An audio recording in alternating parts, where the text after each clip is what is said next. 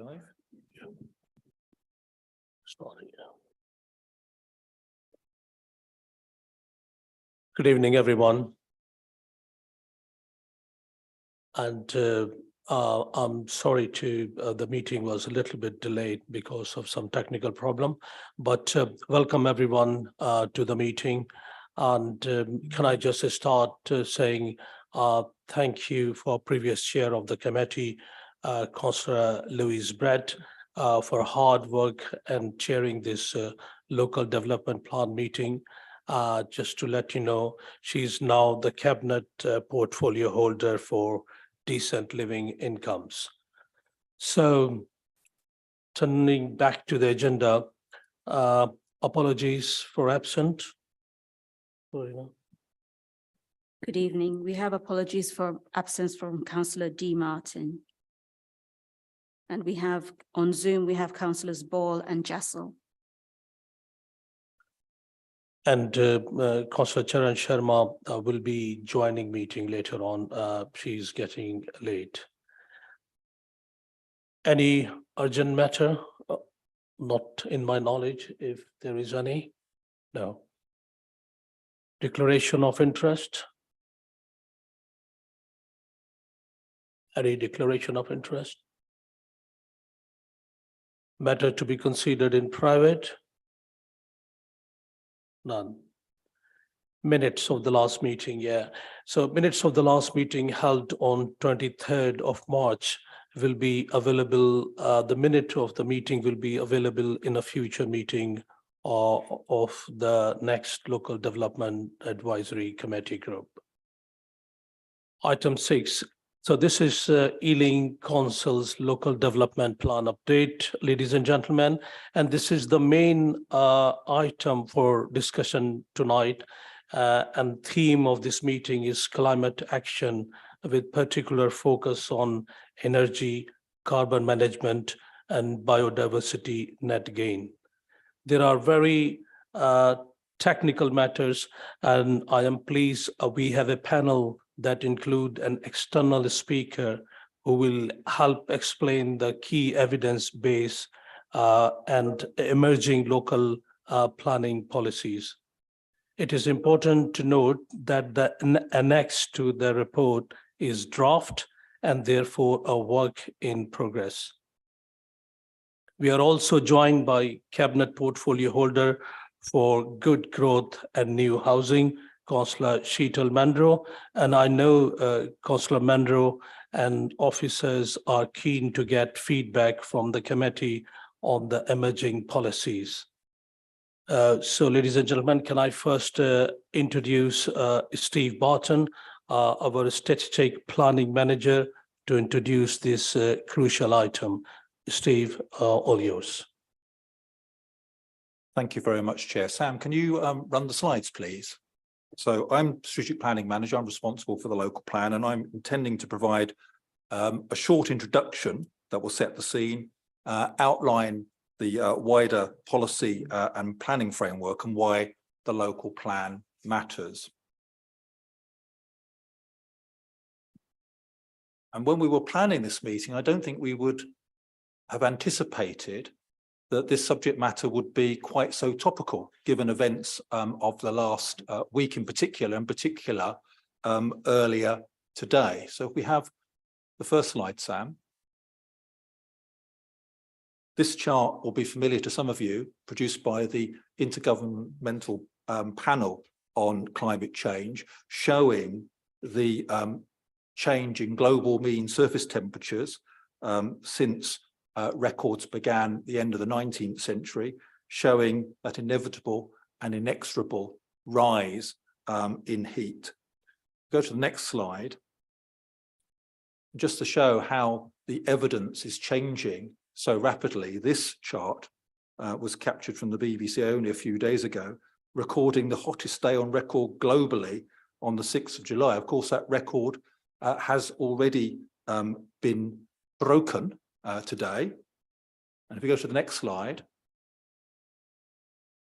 having recorded the hottest June on record, it was announced today that July has been the hottest month since records began.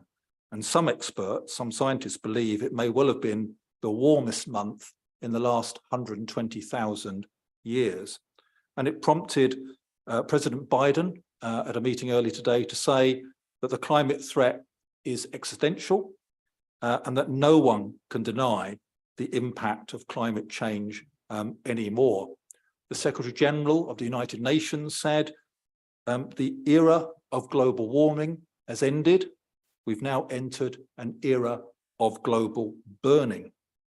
We can stop the worst, but to do so, we must turn a year of burning heat into a year of burning ambition and accelerate climate action now. If we look at the next slide, Sam, this shows the daily sea surface temperatures between April and July, and again, pretty much universally over the Northern Hemisphere, well above the long-term average. There is a wealth of scientific data which confirms the trends that have been happening now for several decades. I think the only surprise that was noted by the Secretary General earlier today was not that these things are happening, but the speed at which climate change is happening.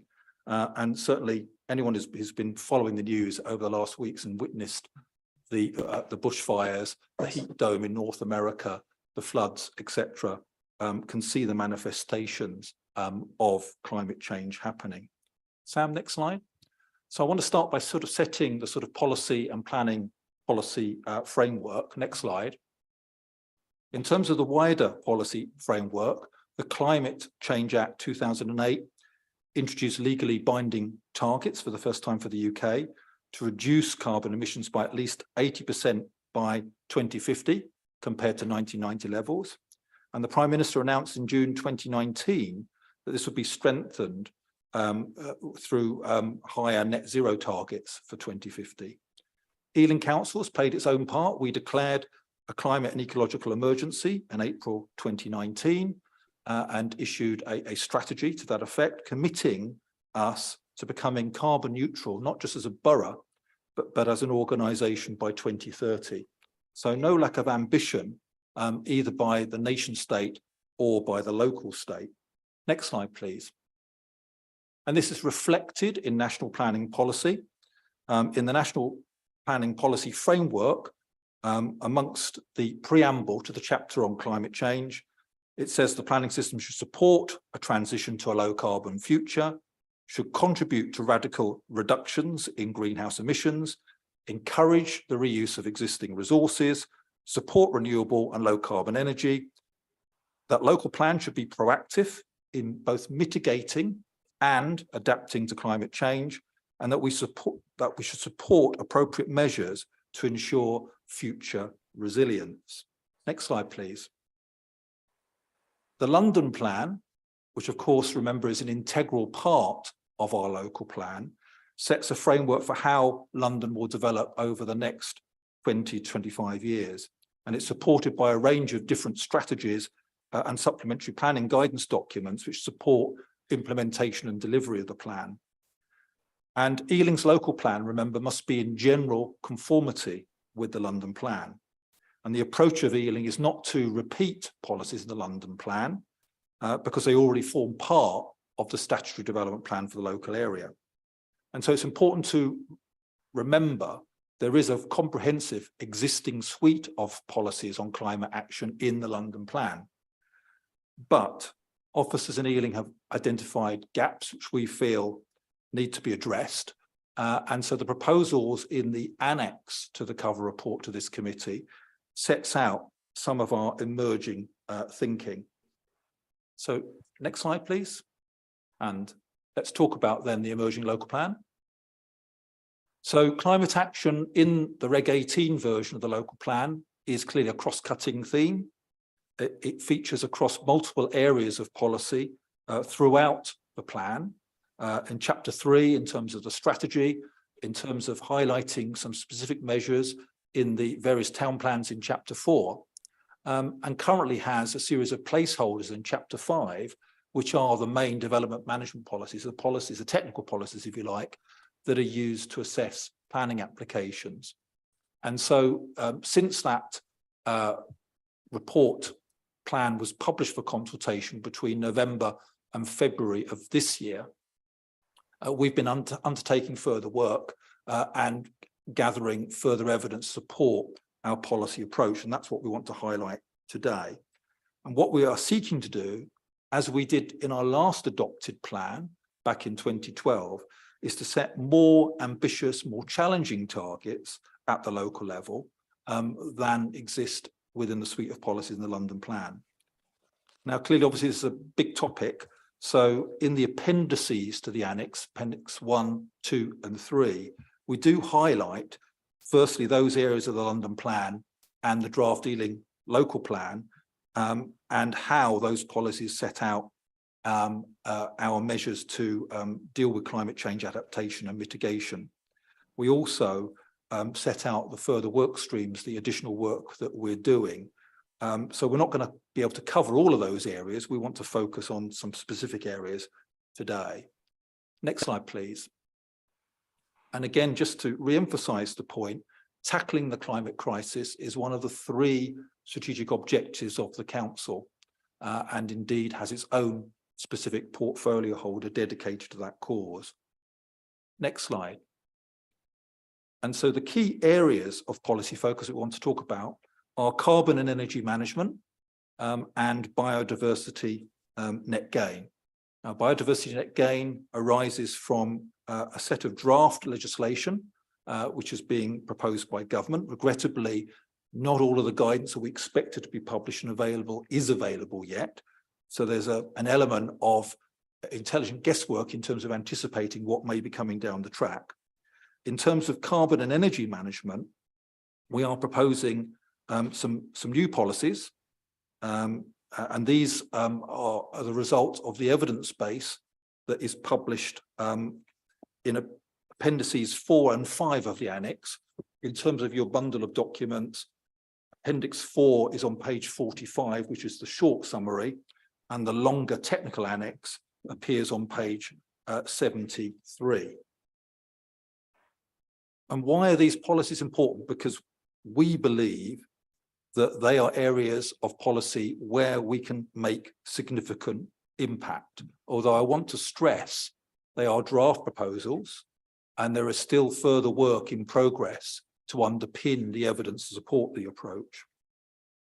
But where that approach is recommended, we are representing a significant shift in the policy approach in terms of what's gone for, and particularly when compared to the existing suite of policies in the London Plan.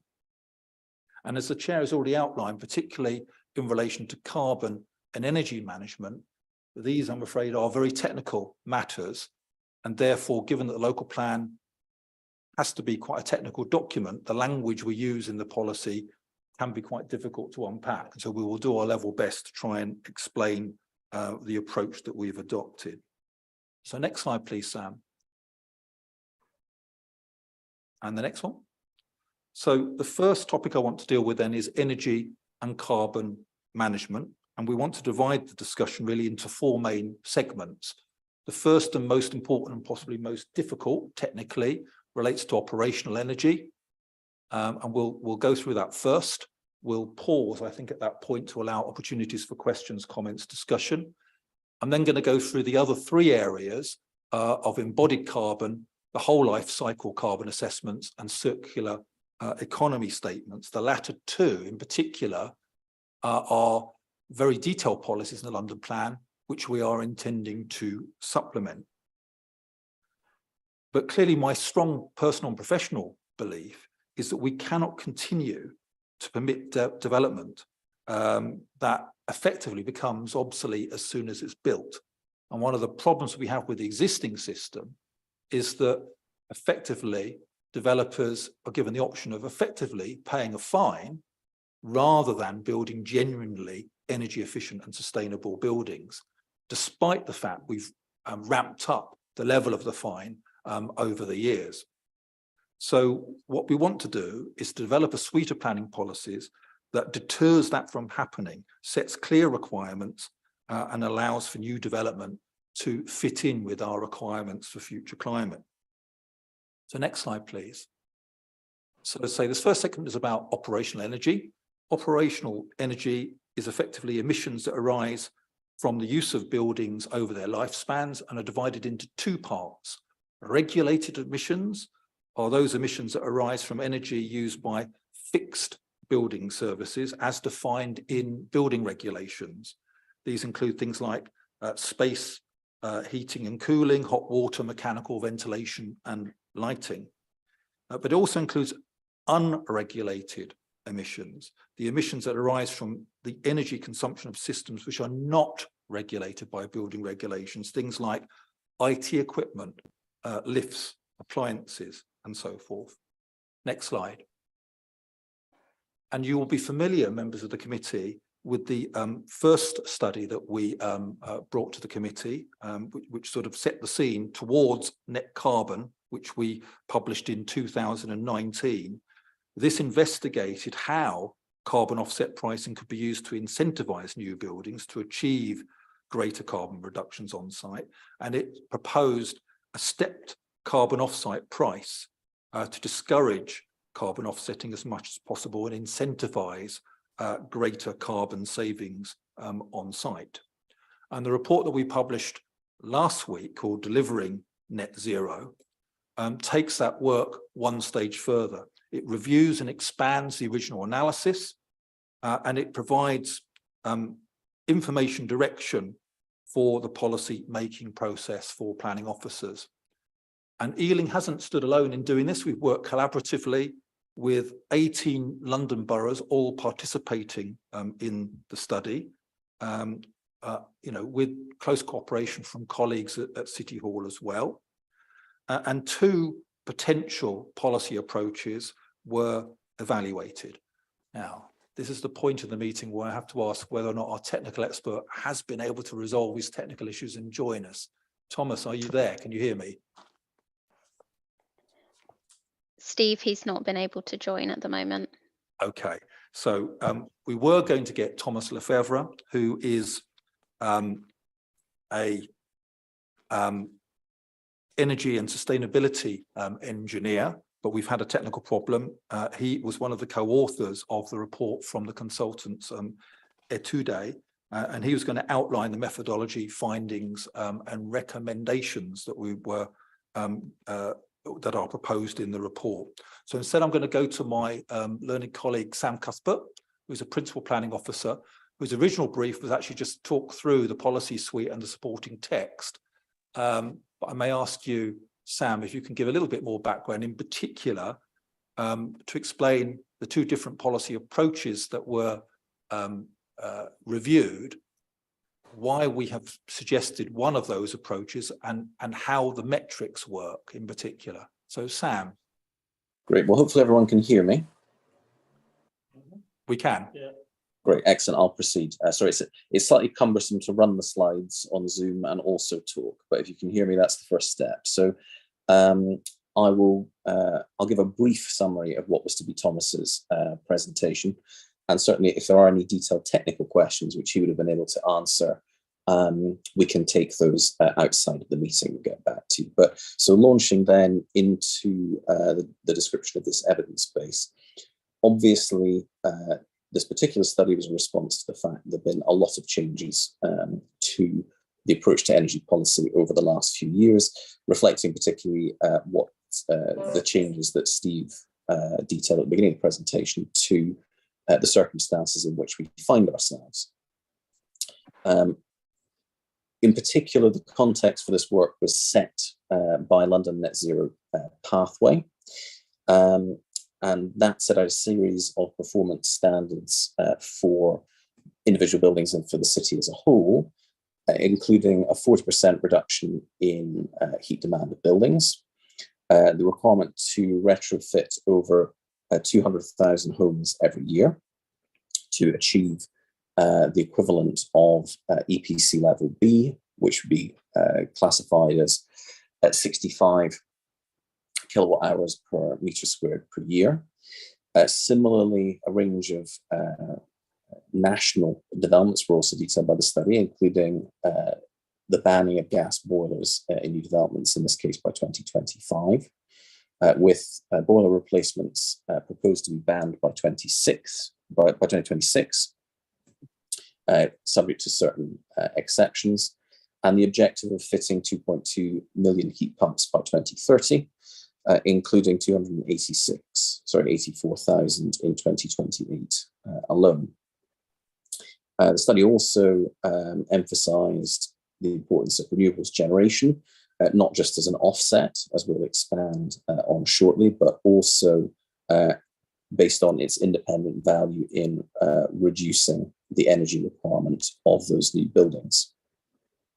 Similarly, a key part of the context we're dealing with are Part L of the building regulations, a new issue of Part L in 2021, which came into force in 2022, and a series of better definitions of the goal of net zero, again, which we'll expand on the technical aspects of in a moment. And of course, a lot of work undertaken even the last 12 months on the UK net zero carbon buildings standard. So turning then specifically to this joint study that Steve introduced, the strategic planning policy options for London boroughs were effectively twofold. The first was to follow Part L, to express a standard in relation to the new Part L from 2021. Or the second was to look at absolute energy targets, and particularly to include predictive energy modelling tools rather than just relying on a kind of simplified compliance that would have been the case in policy option 1.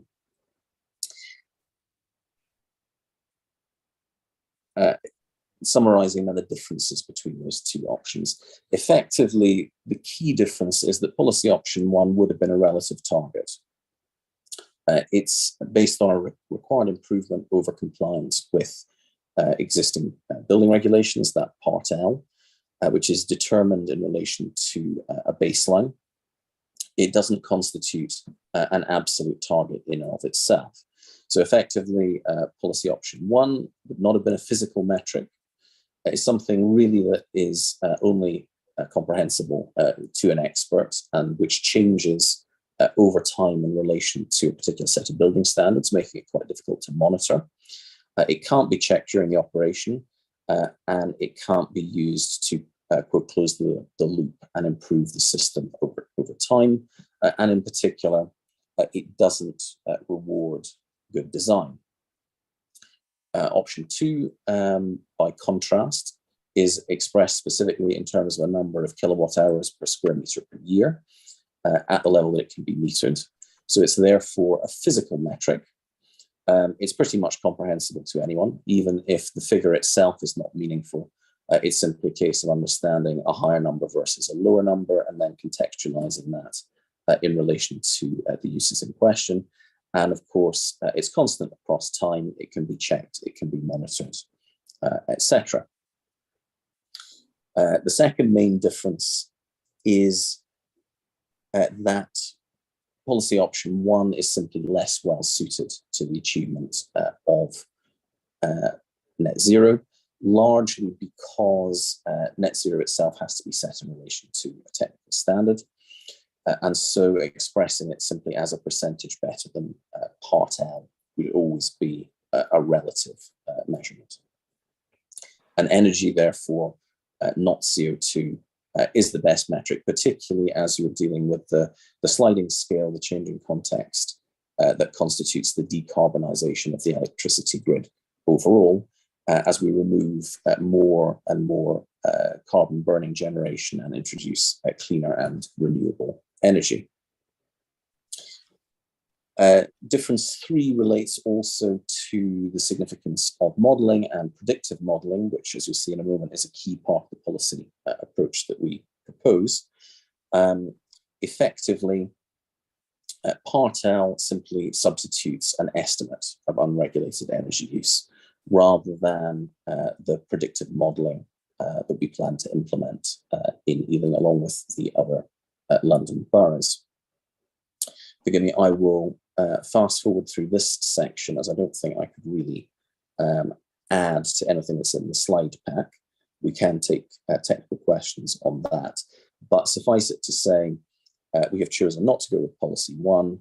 Instead, policy option one. Instead, we have taken policy option two, and I will outline in just a moment when I reach the policy. Believe that these are assertions.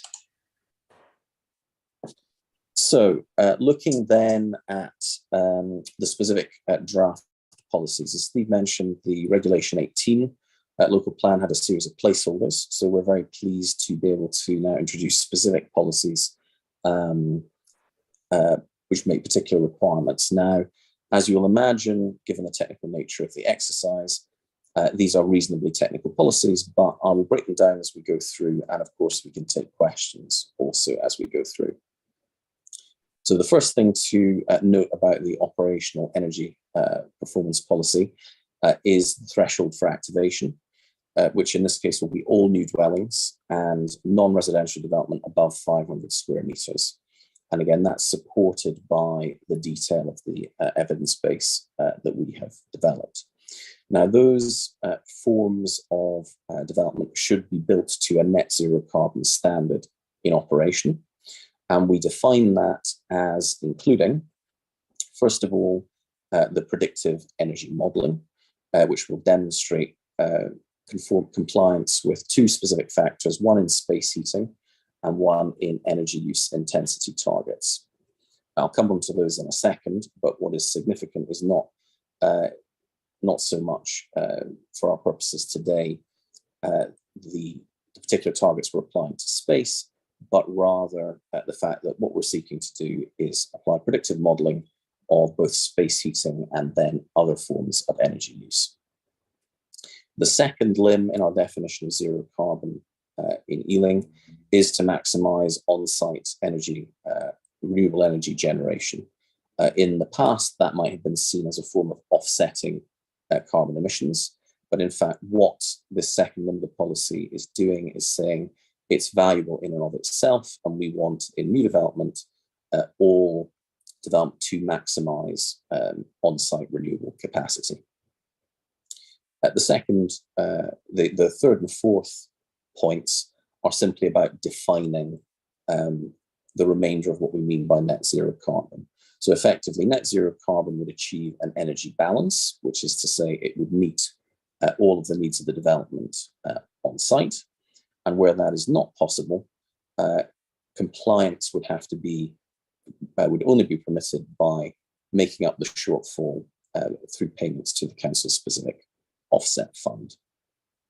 Finally, also is the technical requirement that we define the performance gap, that is the gap between the goal of net zero carbon and whatever the output of the development is in relation to what is called an assured performance method of assessment.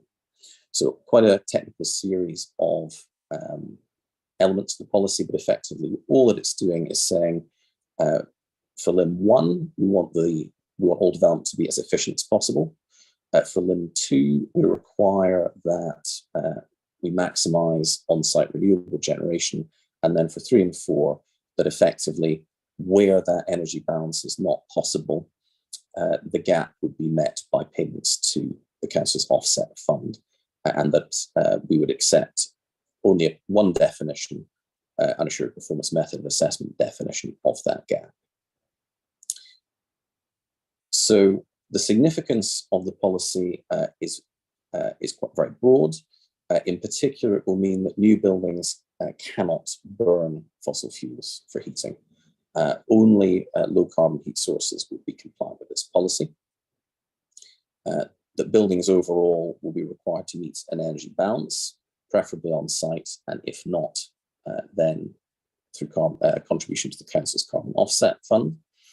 And then these are the technical standards that I mentioned, which we can talk about if there is interest, but effectively, we found that all buildings in the borough could meet a 15,000 kilowatt hour per meter squared by gross internal area per year.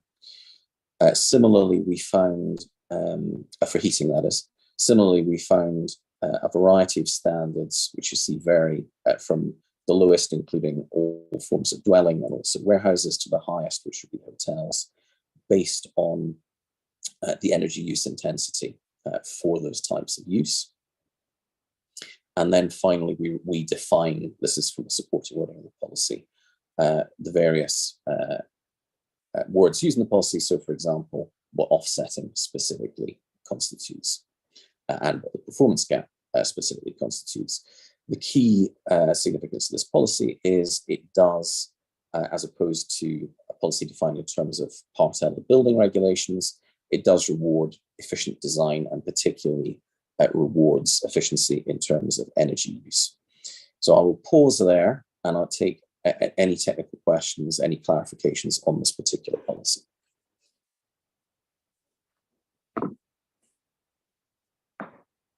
Thank you. Right, thank you, Steve and Sam, for their presentation.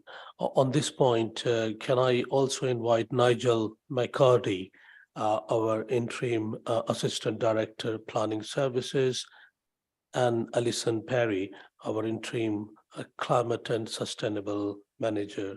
Could you please ask to join our panel? There they are. Yes, Jim.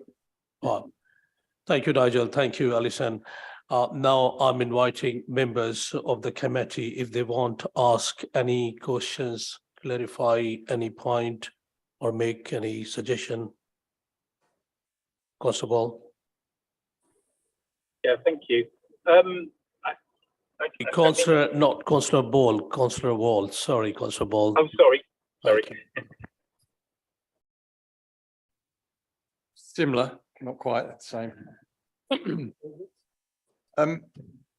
Thanks for the presentation. Couple of questions.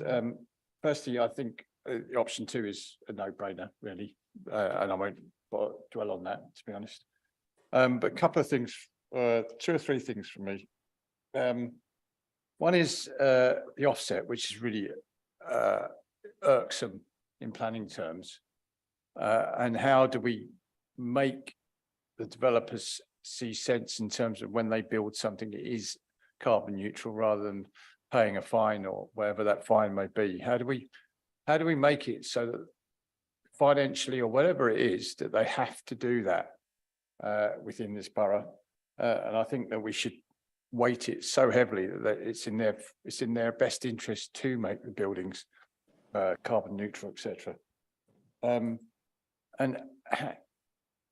if a building is carbon neutral, etc., how is it monitored post-build? Who monitors it and how is it monitored?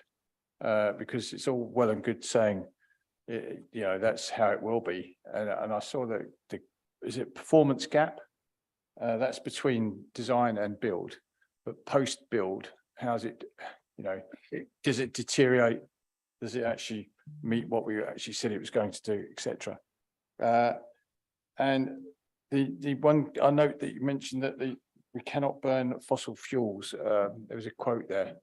How is that monitored? Bear in mind, fossil fuels are not necessarily burnt on site. Electricity is generated many different ways these days.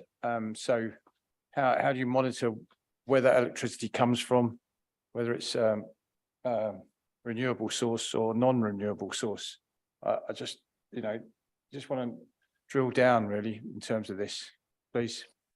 Sure, I think those are all absolutely key questions. I'll take the last part first, which is simply to the extent that the policy applies, it's like any other planning policy, it applies to new development.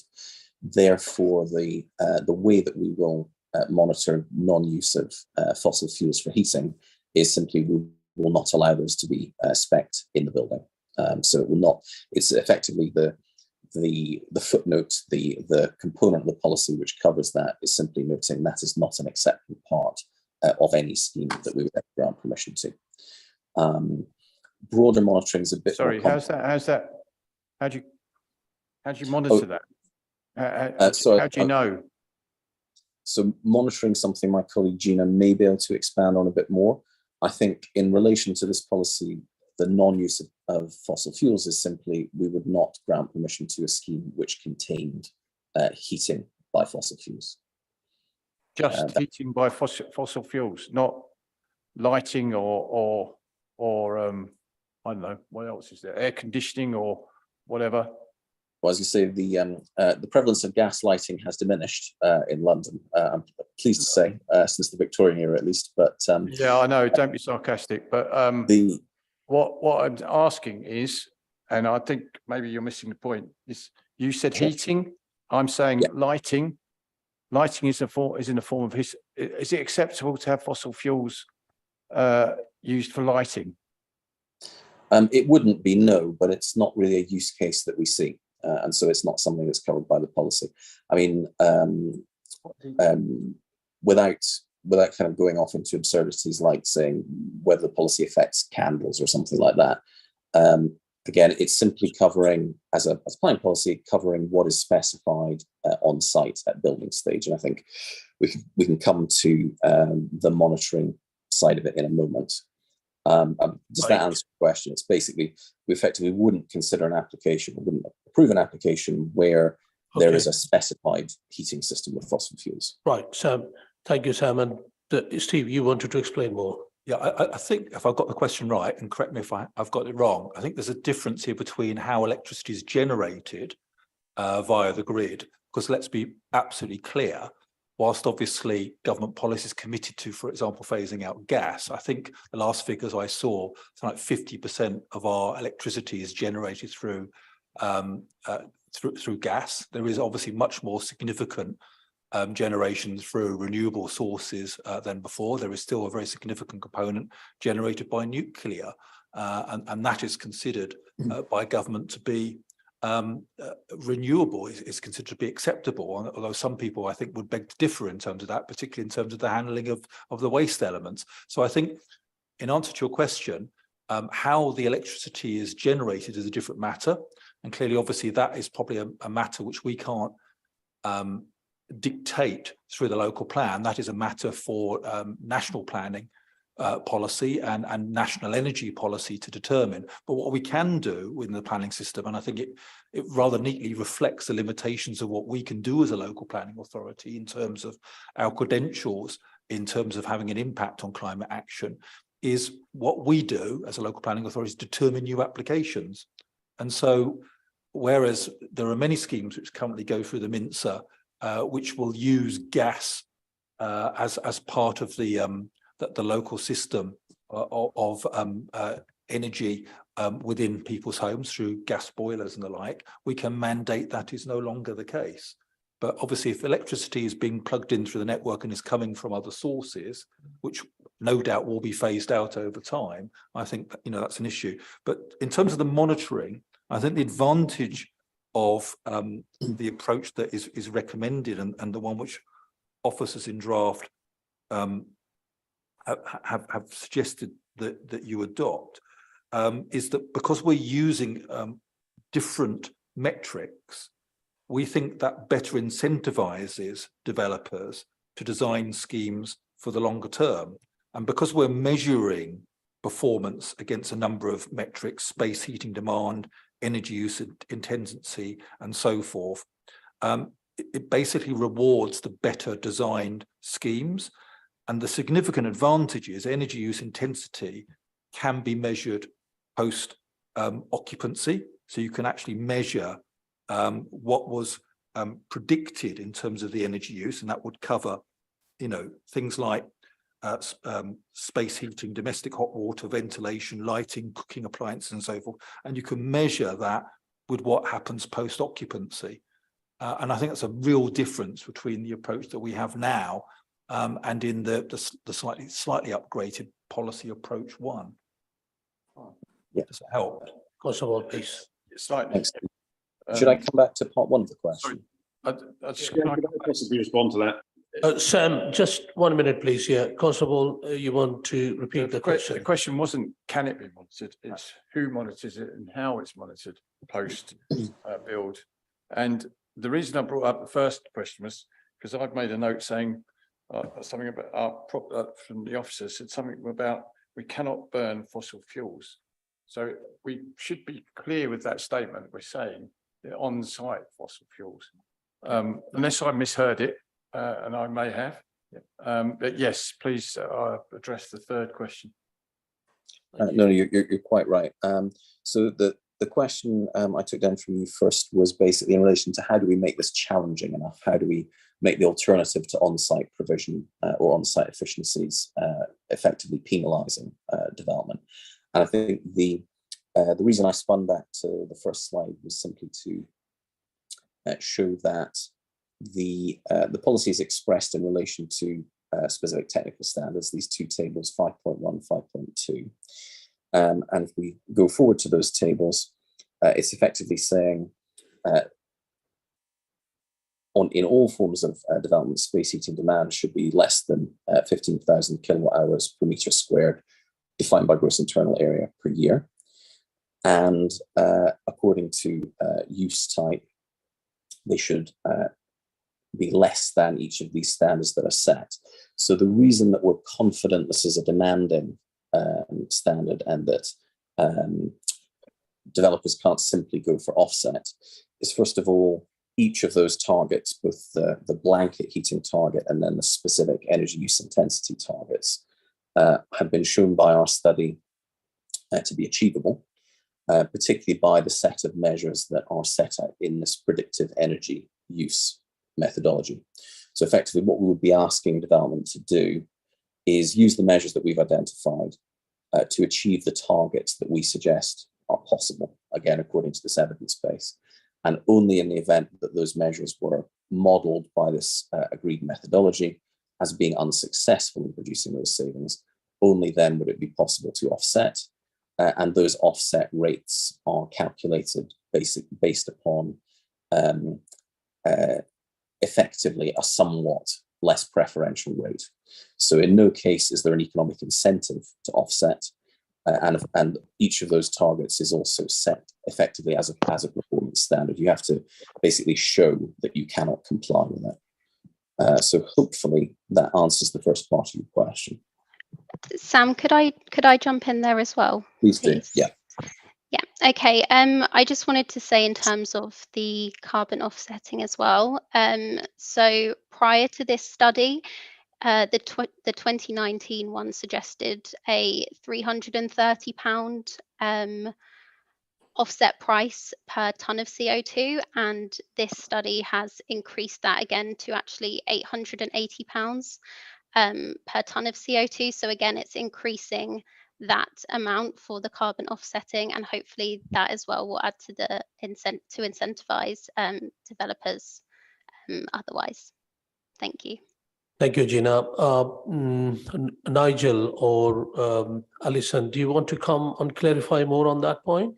Chair, if I could, thank you, with seeking forgiveness from the two councillors whose hands are in there, but I'll try and be brief. They're absolutely the right questions, but they're almost impossible to answer at this point in time.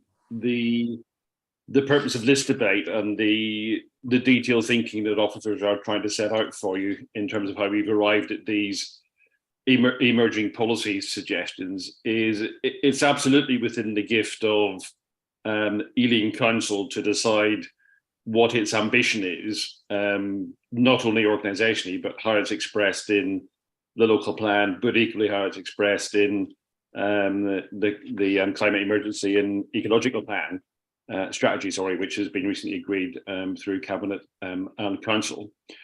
What we're trying to do in this debate with councillor colleagues as we go through the process towards the end of the year to Reg 19 is identify, number one, what that appetite is in terms of what our demands of development should be and how reasonable those are as well, because Steve wouldn't forgive me if I didn't say ultimately the plan has to pass an external test through the EIP with the Planning Inspectorate middle autumn of next year. So we do want to find some agreement on the level of appetite on new development in the borough. Development doesn't come at us as a surprise. Certainly the bigger schemes, we have the mechanisms of pre-application discussions informed by the policy context, etc., etc. So I think to try and address Councillor Wall's comments, we will be setting out the organisation's appetite really early with developers. We'll be seeking to maximise compliance on site, effectively building in a neutral way, and hoping that the public demand for homes or premises equals that ambition. So we need to build right in the first place to make sure that the new built development industry is fully compliant and is adopting future technologies as far as currently possible. In terms of how do we monitor it, control it, etc., there is, of course, the additional test of building regulations, whether they're delivered through LABC by the council or approved external inspectors shouldn't really matter, but ideally through us. So there's a second check and balance in effect beyond the mere grant of planning consent, having the right contents of that development to check actually will it work. And I think the only answer I can currently offer to the monitoring element, other than the expressions that you've seen in the slides this evening, is potentially moving to a Section 106 scenario on more developments where there is an obligation agreed between the council and the developer to monitor in the proper way, report in the proper way, and the assessment of that reporting and enforcement, if I can use that word, is something which the developer bears a cost of in the initial application. So basically, in short, I know I wasn't, I apologise, is we need to articulate our collective organisational ambition, drive new development to comply with that, and to make sure that that development consumes its own resources in terms of ongoing monitor and compliance through the right obligations. I hope that's helpful, Chair and colleagues. Thank you. Thank you, Nigel. Councillor Ball and then Councillor Jassal. Councillor Ball, go ahead. Yes, thank you, Chair. Sorry, I misheard earlier on. Yeah, so clearly I'd agree that the second method seems better, but is there a risk if we're going too far with using energy use as the main metric that we could reward schemes that have good micro generation going forward, but they do that by demolishing and rebuilding with a huge embedded carbon cost? So shouldn't we be taking into account the embedded carbon factor? Just 1 minute, so we could take the Jassal question. We're going to come on to that next, Councillor. Right, Councillor Jassal.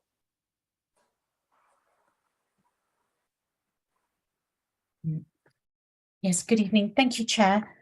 In the first presentation, it was mentioned that there are gaps. So could you please elaborate on what are these gaps and how will you bridge these gaps? Steve. Yes, so the gaps that I was referring to, as I said, there was a full suite of policies on climate change, climate action in the London Plan. What we're proposing to do, though, is to go further, to do more, to set more ambitious, more challenging targets on operational energy. We do the same on embodied carbon, so we'll address Councillor Ball's question momentarily. And in relation to the other two policy areas, which deal with whole life carbon cycle and the circular economy statements, there is a very good and well-established suite of policies in the London Plan, but we want to give them more bite. We want to extend the range by which those methods of assessment will be applied. So, for example, if we take whole life carbon assessments at the moment, those only relate to schemes which are referable to the Mayor of London, and we want to be able to extend that to all major schemes, so it will have a greater impact. So those are the gaps we've identified. There is a very comprehensive suite of policies, but as we did within our current adopted plan, we're trying to be more ambitious and more challenging in our regime of target setting. As I say, we're not doing this on our own. We've worked closely, as I say, with 17 other London boroughs, so that, you know, we're not going to be picked off. We're not doing something which is above and beyond. And my strong view on this is obviously the Mayor will face re-election in the spring of next year. So there's no possibility of any further review of the London Plan between now and then. But almost certainly after the mayoralty elections, the mayor will be looking to review aspects of the London plan. And I'm confident, I'm hopeful that the work that the London boroughs have done will strongly influence the next iteration of the suite of policies in the London plan. So in effect, there's an element of leapfrogging here. We're moving ahead of the London plan, and I expect in a few years' time, the London plan will hopefully catch us up. Brilliant, Steve. thank you. Thank you, Steve. If there is no other question, I've got a quick clarification that while we were talking about operational energy, so do you think these changes are being proposed will be impact on our delivery of affordable housing? I mean, similarly, that's a good question. I think there is always a risk with any set of policy requirements that it does impact on the affordability of development. However, there are basically two prongs to addressing particularly the importance of affordable housing. The first of which is that the standards themselves do take some account of the affordability of current technologies. So that is sort of baked into the standards, which are set as minimums and expected to gradually improve over the lifetime of the plan. But the second part of that, of course, is that this policy, as all policies, will be taken as a whole as part of the viability assessment that concerns the whole plan. So that effectively takes all the policy uplift that's required, all the costs from every different policy in the plan that are expected to affect each type of development in each part of the borough, and then models those also against the affordable housing requirements that are set out in policies too. So I think we're reasonably confident that both the evidence we are basing this particular policy on does take reasonable notice of viability, and then also overall we will be able to ensure the net of all planning requirements doesn't significantly impact our delivery of affordable housing. Yes, Steve. And just to build on that, that's exactly right, Sam. But to say that, of course, there are a number of local authorities up and down the country that have already published policies that are broadly consistent with the policy option 2 approach. Many of those members will be familiar with Cornwall, Bath, North East Somerset, Merton, Cambridgeshire, Central Lincolnshire, and so forth. Bath and North East Somerset and Cornwall have both adopted their policies, so they didn't encounter problems in terms of viability assessment in their local plans. But of course, each examination public must be treated on its merit. So I don't want to be fanciful and assume that that is the case in our case. But as Sam has said, we will have to conduct the full suite of policies in the local plan to a viability assessment, and that will be essential evidence. Of course, developers will push back very strongly on this, as they always do, and will say that there will be an impact on costs. My counter to that is, I think that's probably a dubious claim, and that actually what we're seeking to do is to incentivize energy efficiency and getting it right first time. And actually there are cost savings to be made as a consequence, not just in terms of the build costs, but in terms of making the new developments more climate resilient. And that has benefits for the occupants of those buildings, both in terms of heating, ventilation, and so on and so forth. Thank you, Steve, and thank you for all the contribution. If there is no questions from members, I would like to invite any question from member of the public, but related to the presentation officer has given to us. No question? Yeah. Carry on, please. Yeah.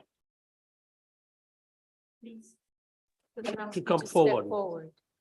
And use the microphone, please.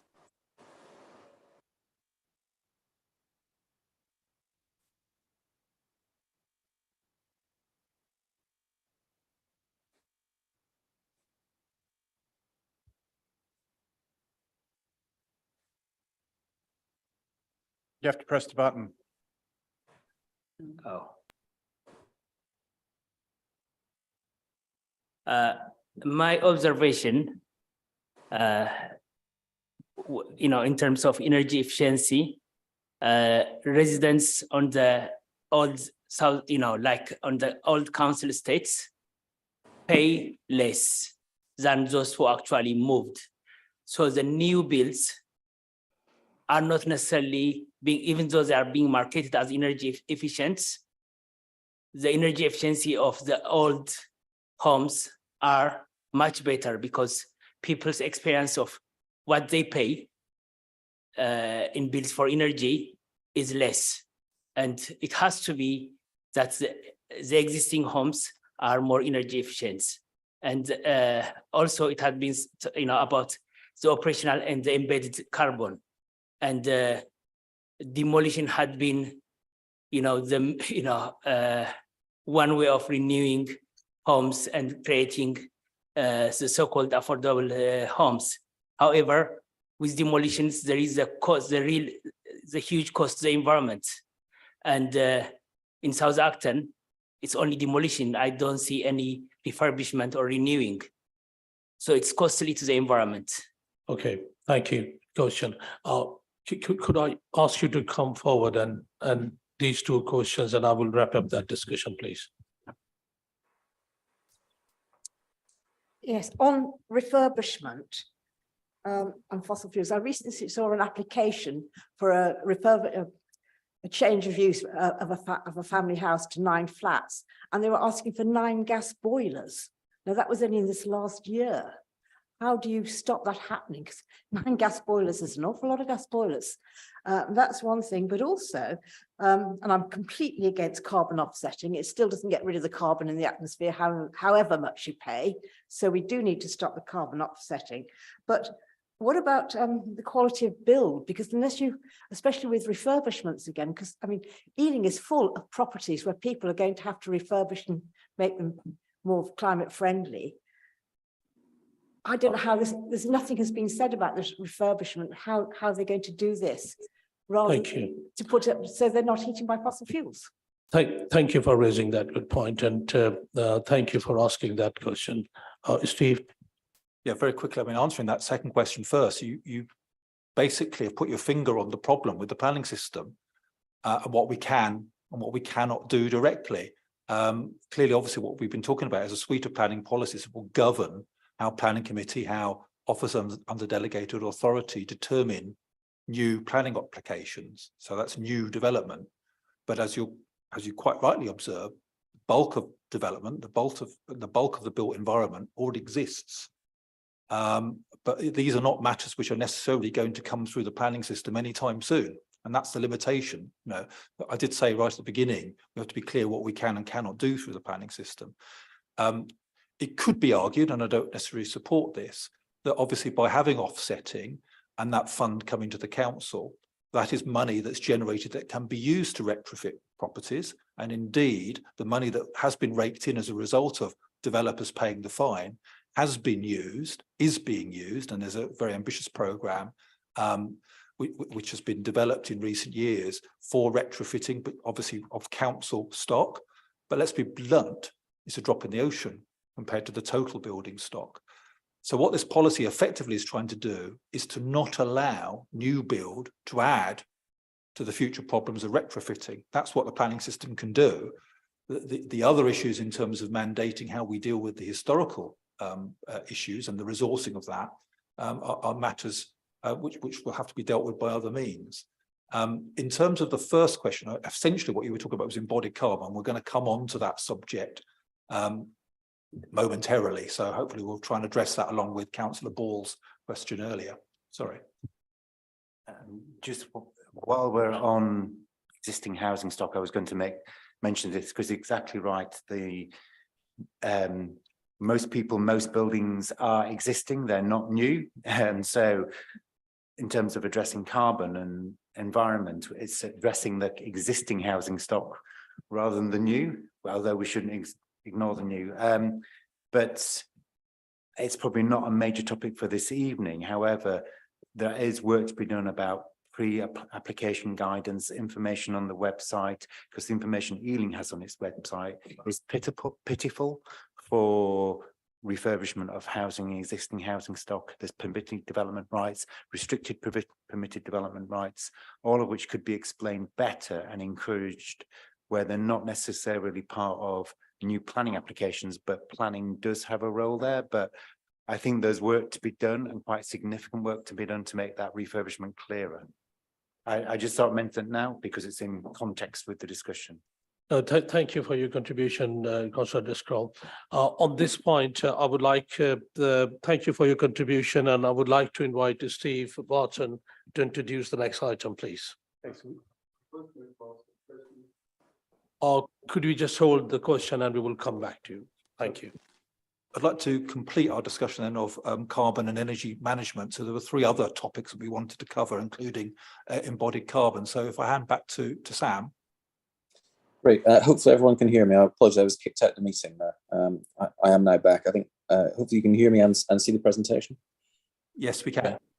Great, thank you. So right on cue, the next topic of interest, obviously to the questioners, is about embodied carbon, as is the next policy. So first of all, what is it? What is embodied carbon? Basically, it is the emissions that are associated with raw material extraction, with the manufacture and transport of building materials, with construction activity itself, and also the emissions associated with any maintenance, repair, and replacement, including dismantling, demolition, and eventual material disposal.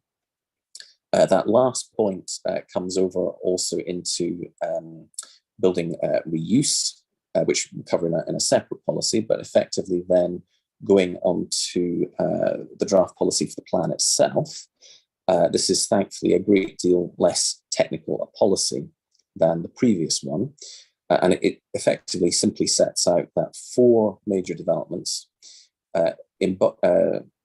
the total embodied carbon implied by all of those activities, by the manufacture of materials, by their installation, and subsequently by their maintenance, should not exceed limits set out in this table, the supplementary table to the policy, which again, as you can see, similar to the previous policy, sets out different types of standard for different building types. Again, these are set as minima. They run up to 2030 and then subsequent to 2030. So they reflect continual improvements in the building sector, not just in terms of the types of components, the types of materials that are used, but also in their installation and maintenance. And this recognises very much, as all the questioners have asked, the inseparable significance of embodied carbon and reflecting the total emissions of the building. The tool for delivering this is the whole life carbon assessment. And specifically, this will seek to measure total greenhouse gas and gas emissions arising from development over its lifetime, including any emissions associated with raw material extraction, the manufacture of those and transport of those building materials. So reflecting things even like potentially the proximity of the material, the local manufacturing of that material to the building site. And then finally, the installation, construction, operation, and maintenance of that material, as well as the carbon components of its eventual disposal. Again, there's a complementary policy then setting out the requirements for whole life carbon assessments. And this follows on from the existing London Plan requirements. It's effectively taking and applying the London Plan approach, specifically in this case to all major developments. So whereas London Plan only deals with referable developments, we in Ealing have chosen, or are recommending rather, that we extend that also to all major developments. And specifically, so all major developments will be covered by whole life carbon assessment, according to the methodology and principles set out in the current London Plan. And also that major developments involving any demolition should undertake carbon optioneering to determine best approach to buildings reuse. Carbon optioneering effectively is looking at that same range of factors, the implied carbon, the embodied carbon related to decisions about removing, continuing to operate existing building materials or recycling those into a new part of the development, but rather than the new materials in a new building looking at what the implications of reuse would be for those components. And the final part of these two related policies is that carbon optioneering methodology is something that we will look to develop and have in place based on relevant best practice subsequent to the adoption of the plan. So prior to that, we can continue to apply the existing London Plan methodology, but we're looking specifically to provide guidance that's Ealing specific about that carbon optioneering stage concerning reuse. Circular economy statements, which I mentioned before, which again are a London Plan requirement that we are extending to major development down from simply referable development. What a circular economy statement does is to measure how resources are kept in use at the highest level possible for as long as possible, so that we maximize the value of those components and consequently reduce waste. So effectively, circular economy statement is designed to help guide us away from the notion of disposability, at least in as far as building materials are concerned. Thank you, Sam. This is, sorry, go on. Carry on, Sam. Oh, thank you. Circular economy statements themselves, as I said, constitute a part of the current London Plan. Again, these are primarily for referable applications, and the existing London Plan policy invites boroughs to consider the appropriate level for their implementation locally. Similar to the previous policy, we're recommending these apply to all major development proposals. And so we would implement, the policy rather sets out implementation of circular economy statements for those major forms of development, with targets outcomes still currently to be defined.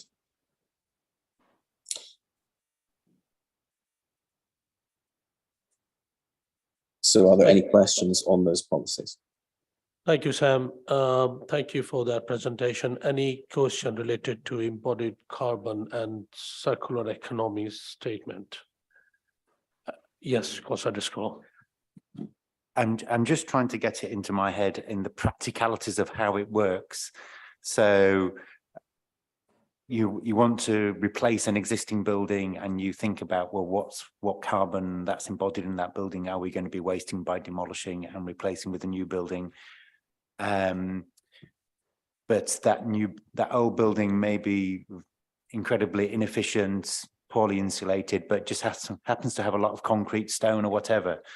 But the fact you're demolishing that might not just go to landfill, it could be recycled in terms of further building materials or whatever, so that would be taken into account.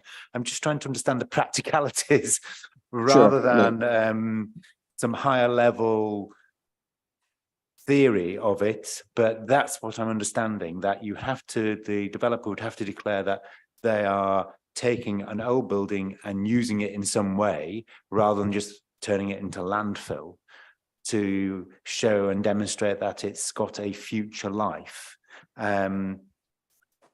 Am I on the right lines, basically? Yeah, I think you are. I think what I'll do is I'll shoot back to the beginning and just kind of talk through the different parts of it. So the first one is to say that in assessing proposals, we will look at the proposed development. So you don't start by looking at the existing building, you start by looking at what is it proposed to do with the site. And then effectively you have the overall assessment of embodied carbon. So if we go back to our definition, so embodied carbon is all emissions associated with basically production of materials, transportation to site, and their repair and maintenance, as well as potential dismantling and eventual reuse of the material.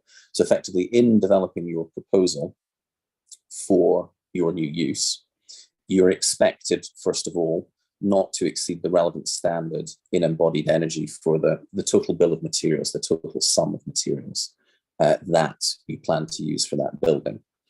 So that's an absolute standard.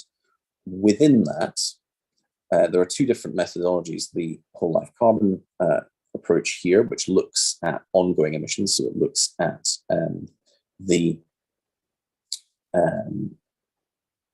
the implications of the design that you're using, as well as the set of policies I spoke about previously.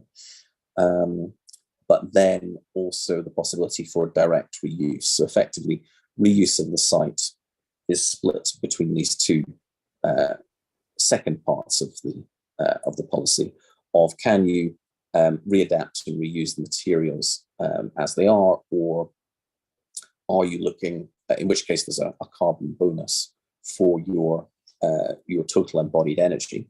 If you're able to reuse materials on the site, then that's not counting toward the costs associated with transport, with manufacturing, with extracting the materials required for the new building.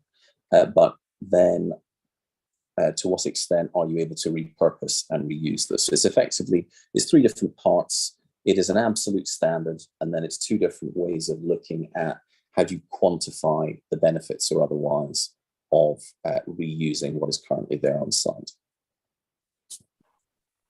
Thank you, Sam. Thanks for your answer. Councillor Wall and then Councillor Ball, please. Let Councillor Ball go. Councillor Ball, please carry on. Yeah, thank you. So it's really sort of my previous question, but amplified a bit by what we've heard. Yeah, I mean, so I'm still concerned that when we're talking about whole life carbon, we're talking about the lifetime of the new building. So the only bit of this which seems to look at the previous building is the carbon optioneering methodology, which was mentioned, but that seems very vague. I mean, so will there be some requirement to ensure that the carbon saving due to more efficient energy use in the new building is sufficient to pay back the carbon impact of demolishing the previous one? I mean, effectively, that's the balancing between the two policies. So the standards that we outlined before in terms of energy usage, those continue to apply as minimums. And then the implications then of how you construct the building to achieve those standards is what's dealt with in, as you say, the carbon optioneering, which basically looks to guide your optimal approach to what elements you reuse and what elements you replace. So it's that interaction between the two sets of policies. Thank you, Sam. Sorry, can I come back, Chair? Yeah, go on, Paul. Yeah, I mean, so trying to find an optimal approach is good, but is there some, you know, are there some teeth to it? Because it sounds a bit like we're asking the developer to weigh things up, but then there doesn't seem to be anything very specific set out about what the balance has to be. I mean, as I said, the carbon optioneering is not something that constitutes part of this evidence base. This is more effectively setting out what the scope of the policy would be. So the kind of the technical implementation of carbon optioneering is something that would follow subsequently. What I would say is it's not an untried approach by any means. City of London Corporation has their own carbon optioneering methodology. Some aspects of which certainly would be relevant in Ealing, but as you'll appreciate, the building typologies in the city are fairly different. And so we do think there's value in developing local evidence. But if it gives any comfort, I would say effectively the optioneering methodology is simply looking at assessing what set of assumptions can we make specific to Ealing about the types of typologies that we expect to come forward in the borough, particularly over the next plan period, as to among other things, their longevity, because whole life carbon, of course, includes an element of assumption about that, but also then the performance and the implications of materials and reuse and that sort of thing. So I think we wouldn't expect to see that level of policy. I'd characterize it almost as being like doing housing viability, that you expect to have a policy which sets out your requirement for affordable housing. That's kind of roughly what we're doing here is setting out our assumptions, setting out our expectations rather for how we expect development to perform. And then the detail of the carbon optioneering is almost comparable with the actual viability test you do at application stage, which includes assumptions about costs and carbon values and that sort of thing. Thank you, Sam. And final question from Councillor Ball, please. Well, yeah, that's kind of follows on from Councillor Driscoll's really. I'm about as confused as you are in this. I understand the cradle to grave bit, and I understand the movement of materials, etc. But by and large, today's materials are not the materials that we knock a building down with, bricks and cement and concrete, etc. They're far more efficient, energy insulation efficient, etc. So I'm struggling to think what, apart from crushing concrete, etc., and putting it in the ground as footings, I'm struggling to work out what else you could use materials for. And it would be for me, being simple soul, it'd be easier for me if I knew what's embedded in concrete and what's embedded in London stock bricks, or what's embedded in slate or whatever.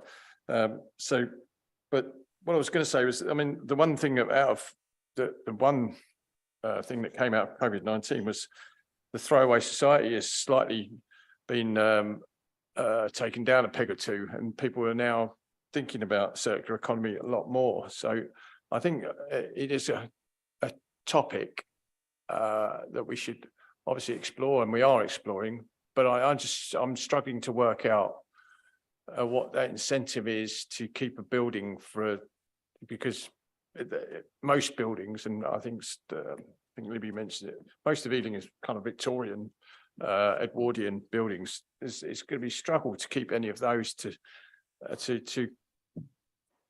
keep up to modern day insulation, etc. standards. So I'm just struggling with this embodied carbon, where we go with it, really. Thanks. Sam? Yeah, I suppose the first thing I could say that might help kind of understanding how it all slots together is just to emphasize that in the case of the example you gave last, this policy is not attempting to grapple with, to put a figure on, say, for example, the environmental, the built environment or heritage value of properties. So it's not making assumptions on reuse in terms of that. It's not seeking to quantify it. That continues to exist as an independent value. And I think something we'd all agree is particularly important to the built character of Ealing. I think there's really two parts to what you're asking. The first of which is, if the question is, if we have a building we would like to retain, how do we then deal with the energy efficiency aspects of that? If you're not proposing a new use, if you're not seeking to increase the usage of the site or change the usage of the site in some way, there's nothing in this policy that stops retrofitting. In fact, it's effectively encouraged by the fact that you are rewarded for not requiring, as you say, new physical walls, new bricks, new concrete, that sort of thing.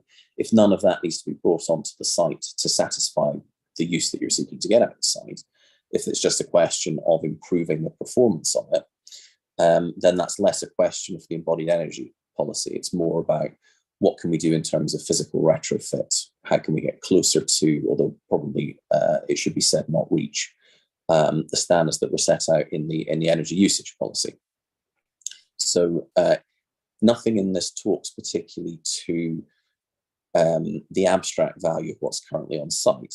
What instead it's seeking to do is, in the event that there is new building work proposed, that somebody is seeking to increase the capacity of the site or change the use of the site or some other form of physical development, is understand and quantify just the carbon components, the carbon costs associated with, well, if you keep the materials that are currently on site and incorporate them into the new building, what are the numerical benefits to that, as opposed to bringing in materials from elsewhere etc. So that's hopefully it answers your question to the extent that it's just looking at what is the benefit in relation to the new use, the new building that's being proposed, in being able to retain and reuse what's currently on site. First, in terms of straight reuse, as in the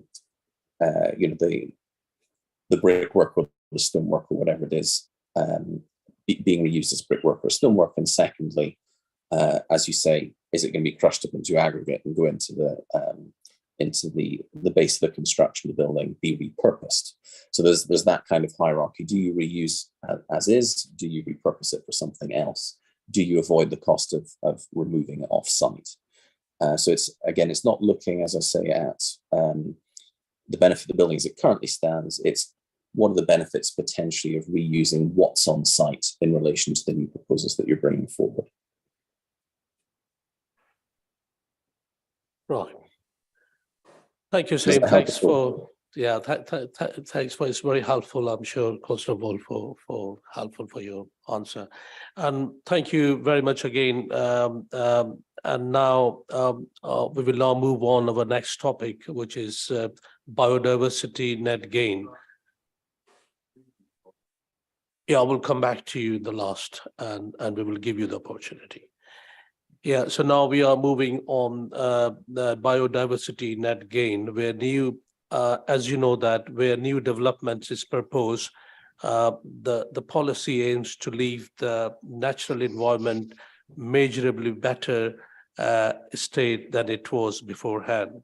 So can I just introduce our climate action graduate who will introduce and explain that emerging plan and policies.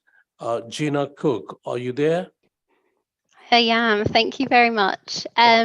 So good evening, everyone.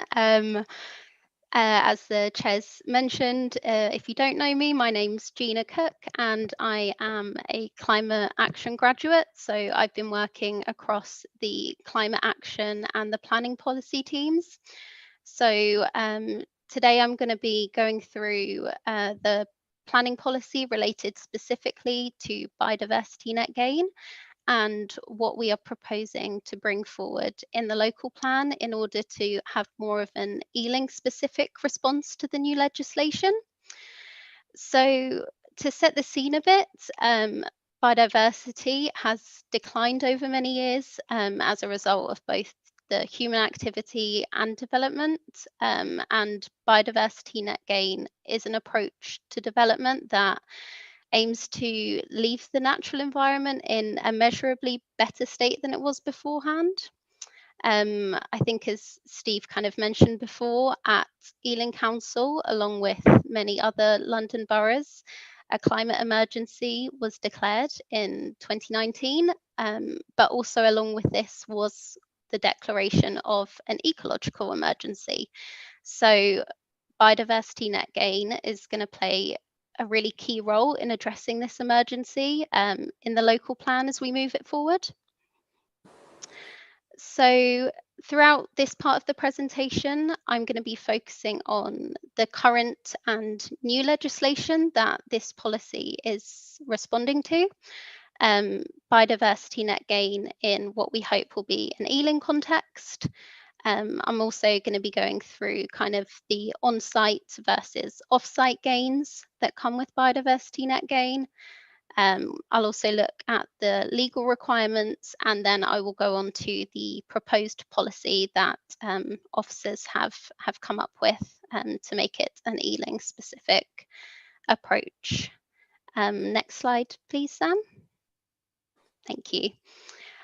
So currently, although certain sites are protected, I'd say there's limited mechanisms to maintain, enhance, or maybe create wider habitats. And as a result of this, habitats are continuing to get lost at development sites. So although the National Planning Policy Framework has strengthened quite a bit over the years, moving from aspiring for no net loss of biodiversity to biodiversity net gain, this hasn't yet been in legislation, only guidance. So however, now in line with the Environment Act 2021 and also the government's 25-year environment plan, this has been strengthened by the requirement being put in legislation for all planning permissions in England to achieve a mandatory 10% minimum biodiversity net gain, and this will come into effect from November this year, 2023. However, small sites will be given a bit of a longer period, so that will come in from April 2024. So although we have been provided with some information on this, I think Steve mentioned earlier that we are still awaiting secondary legislation for BNG. We don't yet have the confirmed date yet that BNG will come into effect in November. And we also don't have all the guidance on it. So what we've put together so far is based upon what we do know and how we can kind of make that localized to Ealing. Something that we do know, however, is that BNG will be measured using DEFRA's biodiversity metric. And also that habitats will need to be secured for at least 30 years' time. So this will help to ensure the longevity of the habitat. Next slide, please, Slan. Thank you. So I'd say there's compelling reasons for pursuing net gain within our local plan in order for us to build on what is in the legislation, but translate that for an Ealing approach, so making sure that we're responding accordingly to our own environment. So as I spoke about before, mandatory biodiversity net gain is a new approach. So we need to make sure that there is some built-in flexibility to what we're proposing in order to accommodate for the future national policy changes, the secondary legislation or additions that the government might make. I think it's also quite important to note that BNG sits alongside mandatory spatial strategies for nature. So the Local Nature Recovery Strategy, or known as LNRS. So for Ealing, this will be an LNRS, it's a bit of a tongue twister, for Greater London, and that's being led by the GLA. But I think it's important to note that these two are intrinsically linked and need to be considered together. So later on in the presentation, the drafted policy does take this relationship into account. And this will also help us to target any off-site BNG delivery, as it helps us determine strategic significance in the score, which is part of the biodiversity metric. Just briefly, I'll talk about the supplementary documents. So additional detailed guidance on how net gain will be calculated and delivered can be left to supplementary planning documents. This is the case so they can be updated independently of the local plan. So some of these could be how we use the metric, the net gain plan that developers will need to submit, and some more information on the 30-year monitoring periods and how these are going to work. Next slide, please, Sam. Thank you. So this slide focuses on the kind of on versus off-site BNG. And as previously discussed, kind of the locally specific policy can help to ensure that BNG contributes to wider nature recovery plans in addition to our local objectives. So BNG can be achieved on-site, off-site, or through a national credit system, or it could be a combination of the above. There's a hierarchy approach, and this incentivizes on-site being the most favorable. This is also shown within the legislation that on-site will always be the preference for BNG. The hierarchy also kind of looks at the four key steps. So avoidance of losing biodiversity. Secondly, minimization. How can we minimize that impact? Thirdly, on-site restoration is the first alternative, and then going to the off-site compensation when we can't do anything else. I think as well, it's kind of key to say that if BNG can't be provided on site, we want to make sure that any off-site contribution is encouraged in appropriate locations. So some work for that is currently underway, such as the sync review that's currently being underdone by Parks colleagues. And this can also help to kind of indicate where these potential off-site locations could be within Ealing. Next slide, please, Sam. So just before we go into the drafted policy for BNG, I just wanted to note again that we are still waiting on the secondary legislation to be released. So an adaptable approach to developing a local policy is required, and future changes may be made when that secondary legislation is released, as it may cover some areas that we have drafted. Secondly, just to reiterate that once mandatory BNG is in place, it is a legislative requirement, so there's no need to repeat that in local policy. However, a locally specific policy is proposed to achieve Ealing's local goals, and also we want to kind of expand and go beyond the scope of the mandatory requirements and kind of reach further for Ealing's biodiversity. And then finally on this slide, just to say that since the local plan is going to be adopted after the introduction of mandatory net gain, there's no scope to use the local plan kind of to establish a target in the interim. Next slide, please, Sam. Thank you. So taking all of the previous into account, this slide shows the draft proposed policy that's been put together to create that Ealing approach to BNG that goes beyond the legislation that will come into effect in November.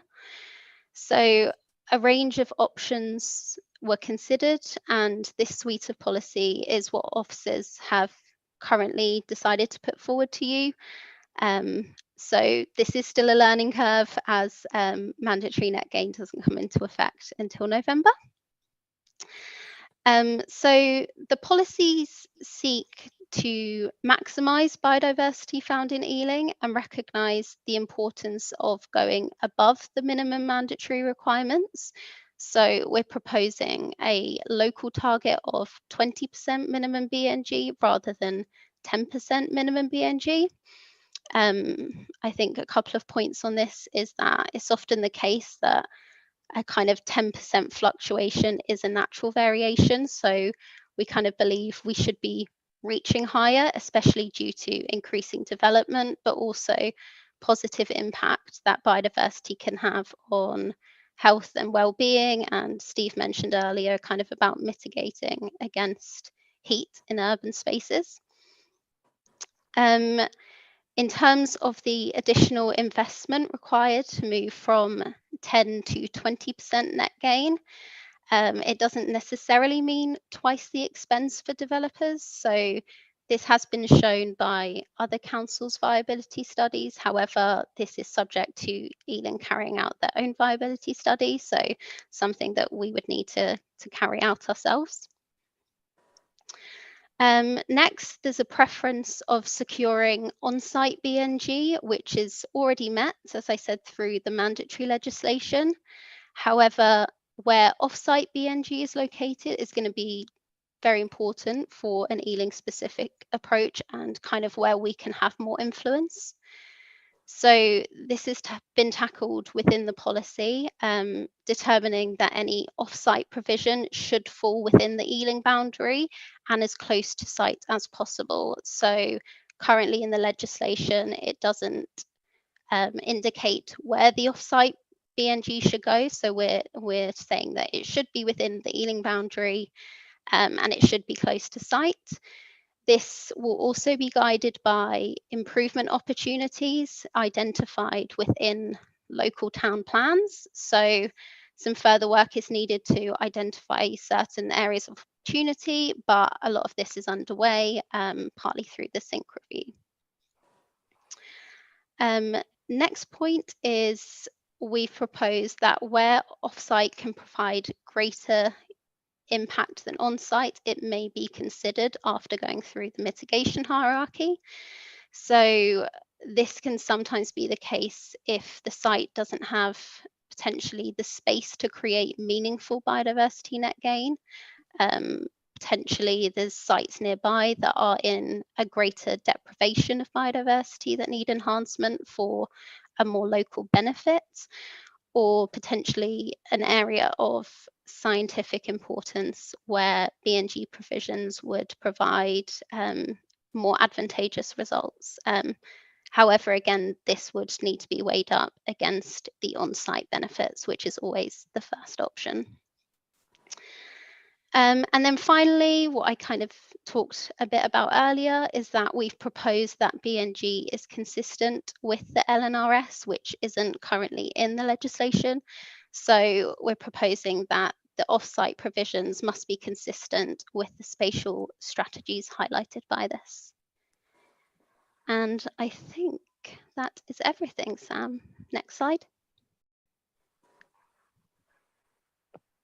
Perfect. Thank you. Thank you, Gina. Very interesting presentation. Any question? Chair, could I just add to that, with apologies to Councillor Ball for jumping in first. So this is where I think, certainly in my own professional perspective with my AD hat on, I have a fundamental difference between carbon offset not being acceptable, whereas BNG offset could well be. The reason I say that is I get a bit despondent when I see tokenism from developers on, a few sedum roofs, a few porch plants on the top of a tower block, and a sort of grass walkway around the bottom. It doesn't really add anything to the grand scheme of things, in my view. But I say it more from the point of view of trying to join the dots, as you'd expect me to do, with the wider ambition of the council. So, for instance, the 10 new parks, 50,000 new trees, etc. So the council can strive to deliver that, and will ultimately get there. But if we can encourage intrinsically good growth, from the previous discussions dealing with carbon, etc., but we can in parallel encourage proper habitat creation and enhancement, we could surely do that by enhancing the green spaces we have, both those owned and curated by the council and some of the more local areas and towns, because that's a much smarter way of contributing to accelerating the council's wider ambition around borough-wide green space. So I just want to make that sort of distinction between offsetting carbon, which I agree with previous observations in the room, is probably not the best thing we can be doing. But I would suggest that whilst we seek to achieve BNG on-site, off-site provision could equally be strategically important in getting the right spaces we want patchworked across the borough. Thank you, Chair. Yeah, thank you, Nigel. Yeah, any question about biodiversity? Councillor Ball? Yeah, thank you, Chair. Gina mentioned the sync review a couple of times. The GLA environment strategy states that the sync review process should include, quote, widespread consultation with individuals and organisations with knowledge of the sites and of nature. So I'm wondering whether Ealing's made contact with the Brent River and Canal Society, the London Natural History Society and Ealing Wildlife Group, all of which have extensive knowledge and species records. And they've all, as I understand it, offered to help with the process. Thank you for that, Councillor. So it's the Parks team that are leading on this. Someone that I've been in contact with quite a lot is John Scholes, one of the park rangers, and he is in constant kind of contact with a lot of the nature and environment groups around Ealing. But now that you've raised that, I will definitely go back to him and make sure that that is definitely taking place, and he is consulting who he needs to. I think to say, it is, we're in the process of doing it at the minute, so a consultant's been hired, and hopefully that the consultation of others has been taken into account or will be kind of in the next coming stages. Thank you. And just the other question, if that's all right, Chair, on the sync review again, is do you know, I mean, as you say, it's a Parks thing on yours, but do you know why it's taken so long? Because although the consultants have been appointed a long time ago. Yes, so I can answer this partly. So it's to do with some of the seasons. So some types of biodiversity are more in season at some parts of the year than others. So it needs to be measured and assessed in those specific seasons so that they get the right requirements and measurements. So I know that's partly the reason. So yeah, that's all I can kind of answer to on that. Okay, thank you. You're welcome. Thank you, Gina. Councillor Wall. Yeah, two quick questions, Gina. One is 30 years. Sorry, one's an observation. I think 20% is the right way to go rather than 10%. Two questions. The 30 years, why 30 years? It seems a short period of time in the kind of biodiversity. I'm no expert, but it feels short. I don't know why it's 30 years and how, again, I'm going to say, how is that monitored, etc. And the other thing is the term, the offset, which I don't disagree with in this case, and I agree with, I think it was Nigel that spoke earlier. I do think it makes more sense to get land and parcel it together, etc. So, but you state it should be rather than it must be within Ealing. Is that so? We've got a caveat to work on border or with other boroughs, or is it just a slip of the phraseology? So in terms of, I'll start the 20%. Great that you think that you agree with that. I think in terms of the 30-year monitoring period, this is a minimum that's set in the legislation. There is potentially scope then to go further than this, but currently that's kind of what we've been working to, and other kind of London boroughs as well have been working towards the 30-year monitoring period. But if you've kind of brought that up as an issue, maybe that's something that we can go back and kind of reassess again. But it's about kind of having that evidence to prove that we should go beyond the 30-year monitoring period, and also kind of moving on to the next point of the monitoring of this. Just on that Yes. one, how would it be monitored? Are we like we talked about earlier? Would it be potential section 106? Section 106. Yeah, exactly that. So that's kind of the main way that it's going to be monitored at the minute. Again, we're still waiting on kind of that guidance specifically on monitoring, but it looks like it's going to be kind of happening through Section 106 agreements. Okay, and the last bit about the should be or must be. Should I pitch in on that, Yes, Gina? please, Sam. You're the wording expert. It's not Gina's fault. So it comes to this policy basically as a standard approach with all the other DM policies and indeed the rest of the policies in the plan. Basically, the difference between should and must is not that one is more stringent a requirement than the other. It's simply that must relates to things that are technical, that make the policy incomprehensible otherwise, or would make an attempt to meet the policy requirements invalid. So in fact, I'll just spin back to the policy itself. So you see we have a provision at the bottom. Provision must be consistent with the local nature recovery strategy. That's simply because it would be meaningless. The contribution would be meaningless if that was not the case. Should is in there effectively as the standard policy requirement for what we're asking someone to provide, which is effectively this is how it should work. It's not that there's a different requirement between the two. One's distinguishing a technical requirement, the other one's distinguishing a policy requirement. Hopefully that helps. Chair, I'm grateful to my Nigel, yeah. my technical colleague for the clarification. It's always good to have Sam and Gina on board.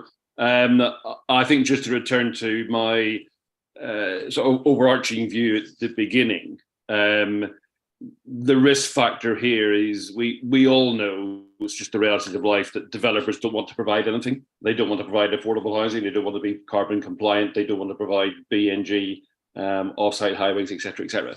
That's just the realities of life. That's the world your officers live in and leverage day in, day out.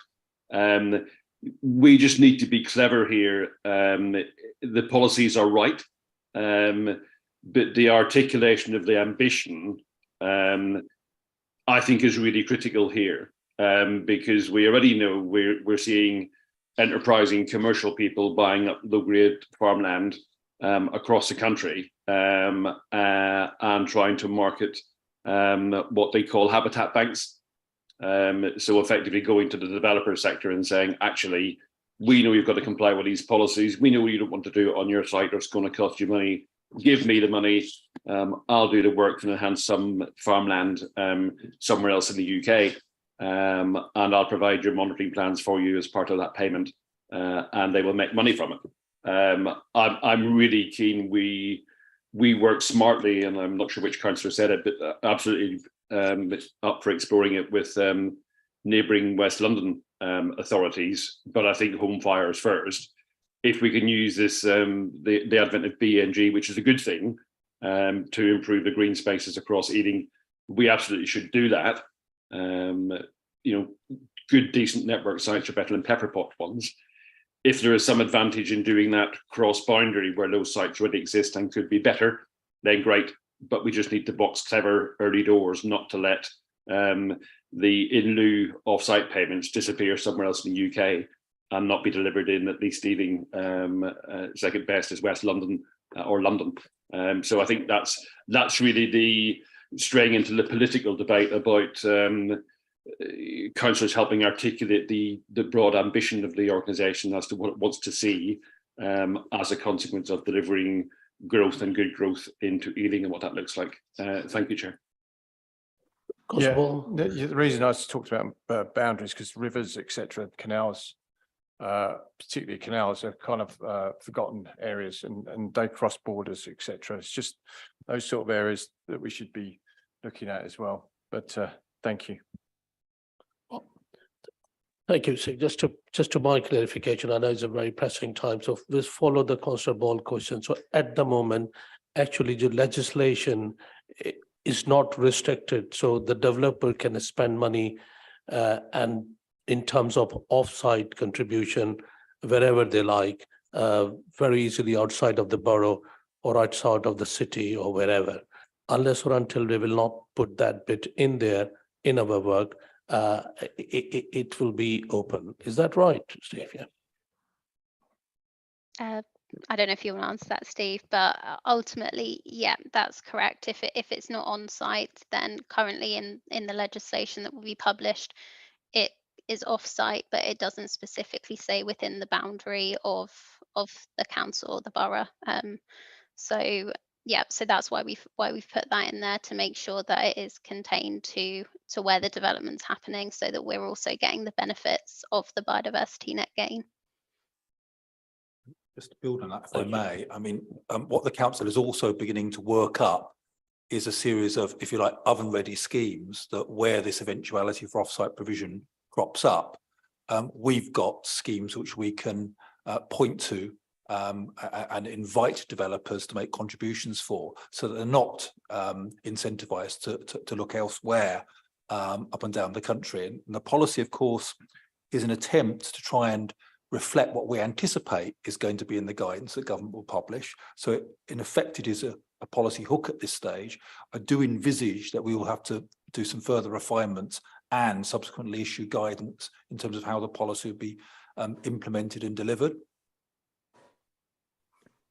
Right. Thank you very much. Thank you for your contribution and your presentation. Very interesting, Gina, Sam and Nigel. Now we are moving on the last item, And then I will ask the question, which I said to you, I will. So Steve, could you just tell us what was the update in terms of our local plan and Reg 18 conclusion? Thank you very much, Chair. And can I just thank members of my team and other colleagues for their contribution tonight, particularly given our main technical expert fell away at the last minute. I think they stepped up in a really meaningful way. And can also just thank an absent colleague, Ian Week, just to prove that I'm a nice boss. I've allowed him to go on holiday, and he's currently, I think, trekking around Cambodia, lucky man. But he actually did most of the development work, particularly on the carbon and energy policy suite. So I just wanted to sort of give recognition where recognition is due. But in terms of the local plan update, this last slide really just summarises some of the other things that are going on. Obviously, you'll be aware the Reg 18 consultation closed in February. I and my team have been busily ploughing through the 13,500 representations from 6,500 respondents. We've now read them all.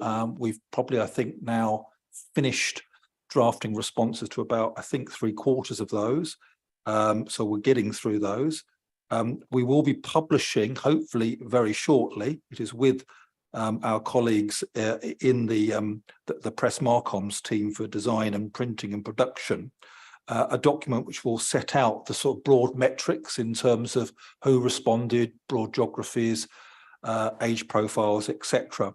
A summary of some of the main issues that were raised in the consultation and some interim responses, in particularly trying to allay some of the fears and concerns that perhaps were raised during Reg 18, and I'm hopeful that will be published very shortly. There are also currently 2 live consultations that might be relevant, specifically to the local plan. There is a sort of mini Reg 18 public stakeholder consultation around additional site allocations for Gypsy and Traveller pitch provision that will close on August the 16th. We are required to obviously meet the accommodation needs of the community, and the evidence-based study, which I think the committee will have seen before, demonstrates a need for a net additional 6 pitches to be provided. The additional site at Bashley Road is to be retained, and there is no capacity on that site for further expansion. So comments obviously welcome on that.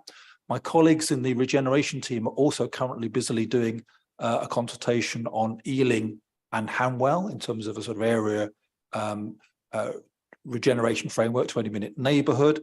If you recall, we had a series of those town frameworks published as evidence alongside the local plan back in November. So this is completing the set for the 7 towns.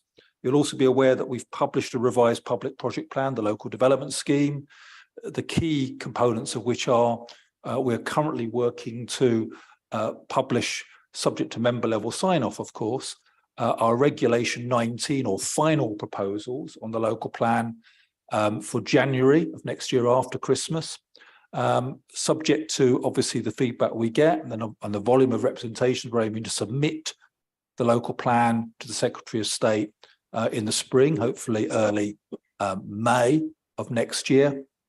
We will then enter a period of examination in public, a glorified public inquiry, if you like, which I imagine will last at least until the end of the calendar year, and subject to the inspector finding us legally compliant and sound, will be open to the full council to then adopt the plan. I should also say alongside that, we will also be consulting on a draft CIL, Community Infrastructure Levy charging schedule in January of next year. That obviously uses much of the same evidence base that we use for the local plan, in particular infrastructure planning and viability work. And we'll be aiming to obviously submit that for examination alongside the local plan, having a few technical issues with the planning inspectorates where they've got an inspector who's technically proficient to be able to do both simultaneously, or whether or not we'll have to do 2 back-to-back examinations. I'm trying to save the council some money here by doing it all in one. And then it will be open again to council to adopt the CIL charging schedule once we've had the inspector's report on that. There are 2 further meetings in the calendar, as you're aware, Chair, for LDAP on September the 21st. And I now can't read my note because it's a bit... It's probably 15th of November, yeah. Yeah. So it's in November, towards the end of November. My suggestion, Chair, further to discussion that we had earlier this week, is that future topics for discussion will include infrastructure, because obviously we're waiting for the infrastructure delivery plan report to land. Green infrastructure in particular, reflecting on feedback we've had in terms of Greenbelt MOL and the further reviews we've undertaken. Some further feedback on the sites assessments we're doing, particularly tall buildings, further work it has been commissioned on that and design. And crucially, most importantly, housing strategy and delivery. And I propose, Chair, that we continue to have that dialogue outside the committee and we'll formulate the agenda with your agreement. Yeah, agreed. Thank you. Thanks very much. Yeah. Right. Before I finish the meeting, is there anything or any question? Yeah, go on, please. Thank you very much. I was very pleased when Steve Barton made his presentation and acknowledged that we've moved from climate warming to climate burning. And he also made it clear that the IPCC is showing that the rate of change is accelerating. So my first concern really is whether the 2030 target is ambitious enough. Obviously, that's not necessarily within the council's remit to change, but I do worry as a grandfather and parent that we are leaving things too little, too late. And it does mean that developers have another 6 years in order to submit development proposals within the existing standards, which we all acknowledge are not enough. If they were enough, we wouldn't be improving them. So that really does give me major cause for concern. And I wonder whether the council is going to be able to impose or be extremely strict in making sure that any development submitted over the next 6 years is going to be embodying the very principles that the policy you're advocating and preparing is going to enshrine. Now, it's very clear from the discussion this evening that the issue is incredibly complicated technically. Embodied energy is not something that can be measured easily, as is very, very clear. Whether you're talking about new buildings or certainly even more complicated if you're replacing existing buildings. So my question really is whether the council has the technical competence, skills, resources to evaluate developments which are being submitted. We can guarantee that any developer is going to prepare data and evidence that meets their needs and serves their purpose. That can be guaranteed, as was said by one of the recent presenters this evening, that developers are canny enough and smart enough to know how to evade any responsibilities that they're able to. So my question is, just to amplify, is to say, does the council have the resources technically and institutionally and financially to really get to grips with ensuring compliance to either the existing or the proposed standards? And if it doesn't, what other options are there available? Does the GLA have the technical resources and skills and ability? Does the Building Research Establishment have it? Because it's absolutely clear that Ealing isn't the only council in this situation. We all need to be working in a much more collaborative, much more incisive and determined way over the coming years to make sure that we do improve the performance that we're trying to achieve. Thank you very much. Thank you. Steve, you want to come back on that? Very interesting question, I must say. Yeah. Chairman, before Steve does, sorry, Steve, I'll pull the AD card on this one. And again, I see Councillor Ball's hand in the air. Apologies for the nth time. I think number one, the local plan doesn't stand alone. It's one of a suite of documents belonging to the council. So if I deal with the 2030 question, first of all, that's the ambition of the council, and we will sequentially move forward on that across the council's agendas overall, and the suite of policies it does have, including the aforementioned climate emergency and ecological strategy.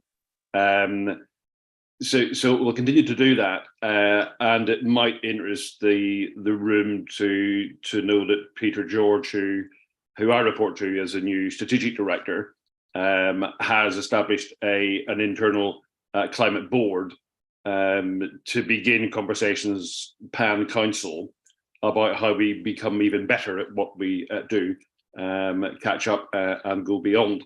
So that is very much a live debate across the organisation, but it's a collective approach with the suite of council's strategies and documents.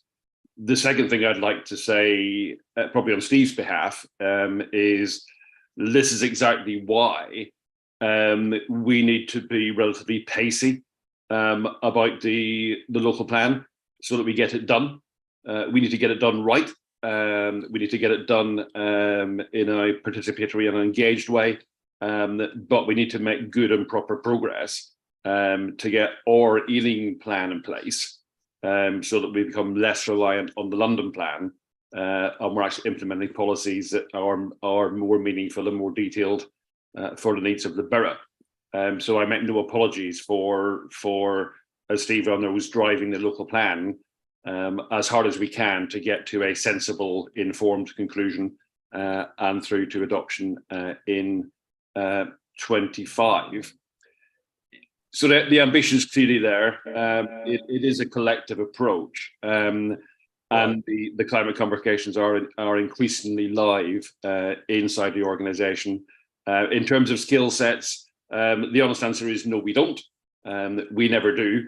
But we do use, as we would have done tonight, relevant specialists in those fields where we don't currently have the internal expertise. For instance, viability testing on major applications is pretty routine.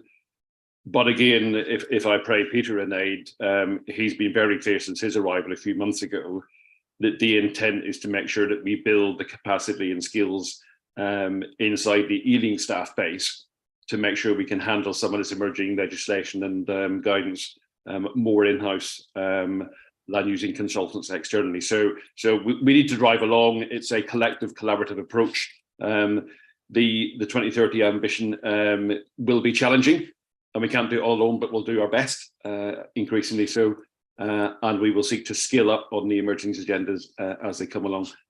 Thank you, Chair, and thank you, Councillor Ball.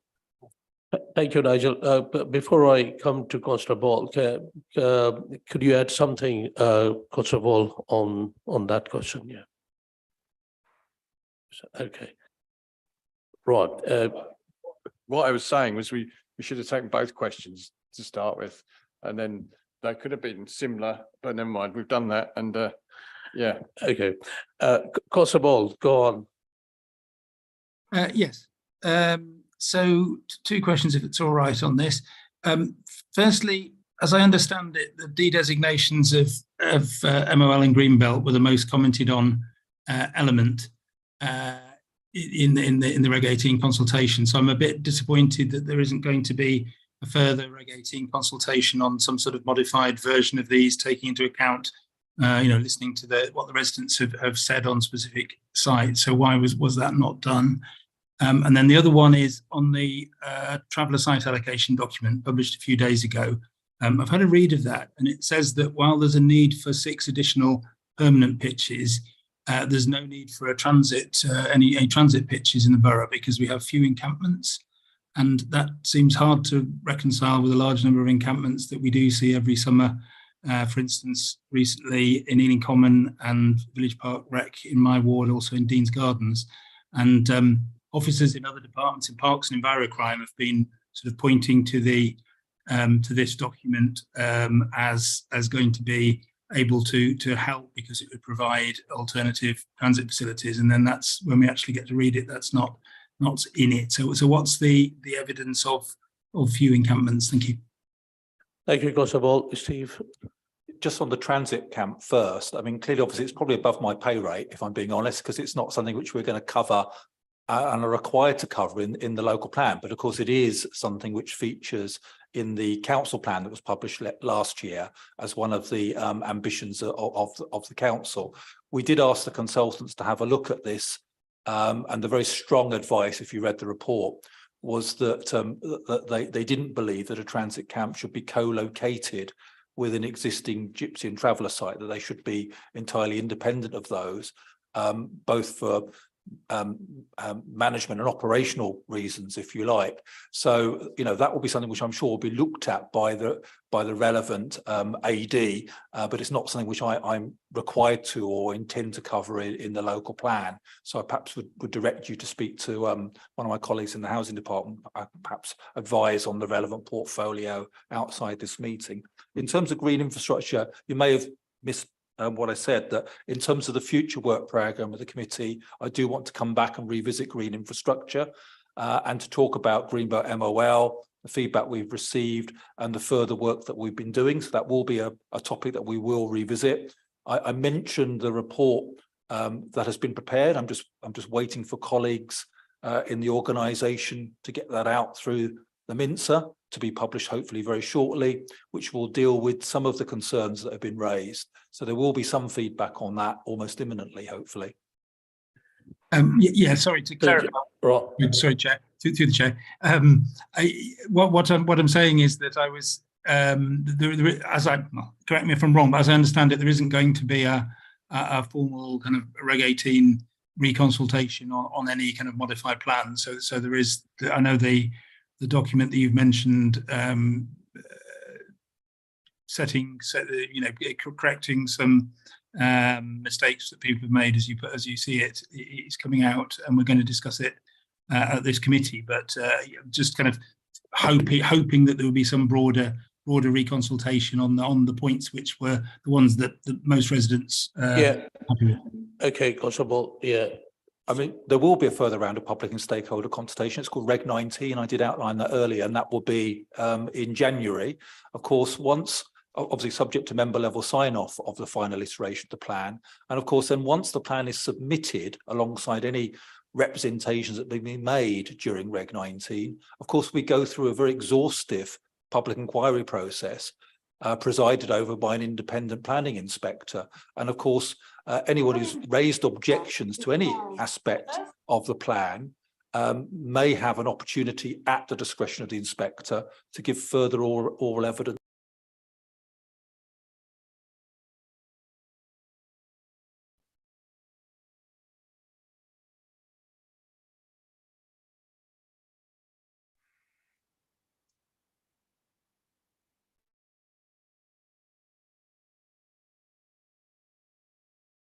Just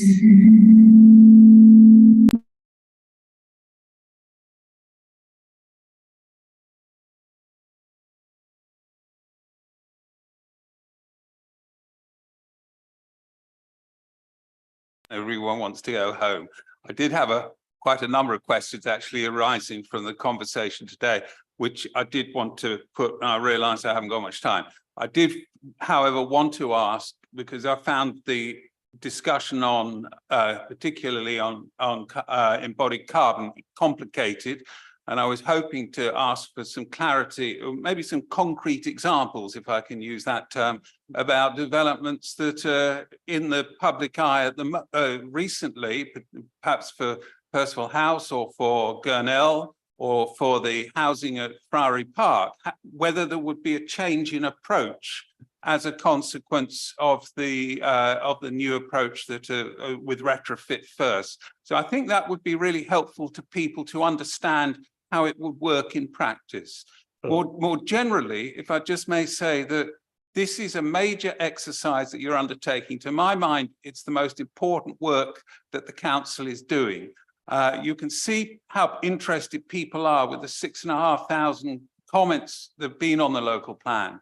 And I do want to make a plea that you keep in mind that people are really interested in what's going on. We, Ealing Matters, have a number of groups who we speak through who are trying to raise a number of issues, which it's very difficult sometimes to bring them to you and to your officers.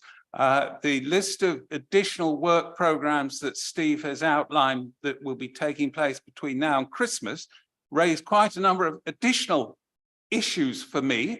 I'm particularly interested as the chairman of Saving Centre that there's a a spatial plan being drawn up for Ealing and Hanwell, of which I had not been aware, and that's underway. So it would really be helpful, please, to get involved in that. But there are a number of other issues as well, which you find you only hear about when they're done. And I would make a plea to you to try to keep the public at large informed of what's going on. I would point you to the disappointing result, and I think it was a disappointing result in Uxbridge at the by-election, where people felt they were being left behind by decision makers, and they weren't being brought in to important decisions that really will affect the future. And I don't want that to happen in Ealing. I agree with Nigel McCurdy that having a local plan produced as quickly as possible is essential, but that needs to be done with some buy-in from local communities. And the danger, and I know officers and councillors are got their heads down looking at developing the policy, but there is a danger, and I do want to warn you this, that you're going to leave people behind.